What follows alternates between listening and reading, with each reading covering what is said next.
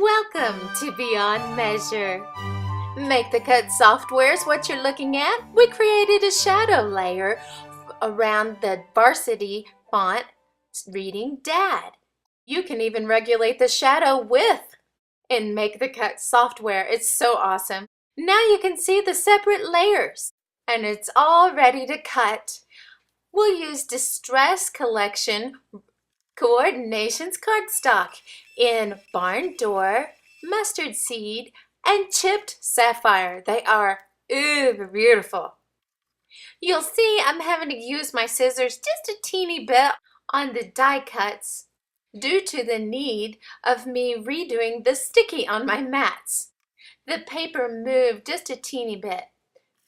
Oops, don't take the die cuts out yet, because Coordinations is ideal to distress and sand. The most time-efficient way to sand the edges of a die cut is to do so before you separate it from the cardstock. Yep, you're seeing a little bit of the oopsie. Next up, X marks the spot with Xyron 1.5 Create a Sticker. Placing the Mustard Seed Coordinations Dad through the Xyron sticker machine and then inking with Vintage Photo Distress Ink by Tim Holtz. It's so awesome. And yes, you could ink before you ran it through the Xyron, but I forgot. Next up, I'm using some mini 3D pop dots that are made from foam. This will add super dimension on our Dad die cut. Next up, I used a generic brand of a slate blue cardstock for the foundation base. For the double Z-fold or gatefold card, you'll need 2 pieces 8.5 by 5.5 inches. You'll need to score each piece at 2 1/8 inches and again at 4 1/4 inches. Then, using the wonderful Scotch Quick Dry adhesive, adhere the 2 pieces together. We go together like waddle, waddle, waddle, ka-ding-a-da-ding-a-dong, together forever like... I pre-cut the printed paper that the Lord enabled me to make. Add 4 smaller panels cut at 2 inches by 5 1/4 inches and 1 middle panel at 4 inches by 5 1/4 inches. Now, if you would like to cover the back like I do, you will double all of that. So really, you'll need 8 at 2 inches by 5 1/4 and 2 at 4 inches by 5 1/4. Got measurements? I inked around all of the printed cardstock with Barn Door Distress Ink by Tim Holtz. I inked all of the score lines on our base and all of the cut edges with Vintage Photo Distress Ink by Tim Holtz. I'm changing out my blade for the Amy Chumash Creations embossing tool. I'm embossing the shadow of the Dad using Add a Little Dazzle metal sheet. Don't forget, colored side down.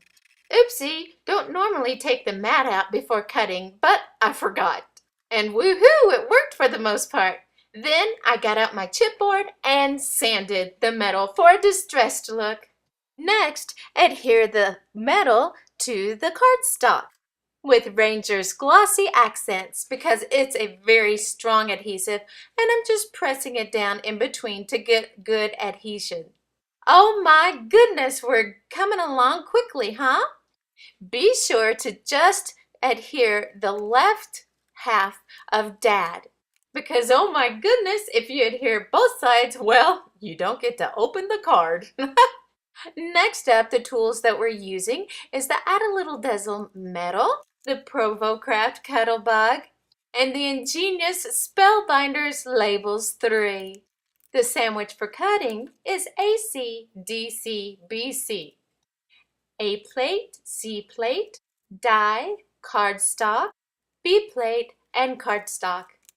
Oopsie, I forgot to put the adhesive sheet on there, so here we go again, off to the talent rodeo. Write 'em up, bring 'em in, everybody's sure to win. To emboss the sandwich is A, D, C, matte, C, B, B. That stands for A plate, die, cardstock, Spellbinders matte, cardstock, B plate, B plate. Use a paper stump around the edge of the medal for a professional finish. I'm inking around the photo in which I printed onto cardstock with Distress Ink Vintage Photo. Next up, this is the Spellbinders banner dies. Gently go over your cardstock with the homemade Stamping Buddy. Today we're using the stamp collection from our Daily Bread Designs, entitled Sentiments Collection. We used the Walnut Stain Distress Ink. Whoopsie! Sirs, did you see that? We had a semi-little flash or blackout while I was crafting in the middle of the night. Apply zinc embossing powder in copper. Then heat with a heating tool by Ranger. Now the whole sentiment does not fit within the boundaries of the banner die. So we traced around it, and then I'm fussy cutting the upper portion of the sentiment. When doing this technique, you'll also want to make sure that you have little bitty slits on either side. This will enable the die to fit behind the sentiment.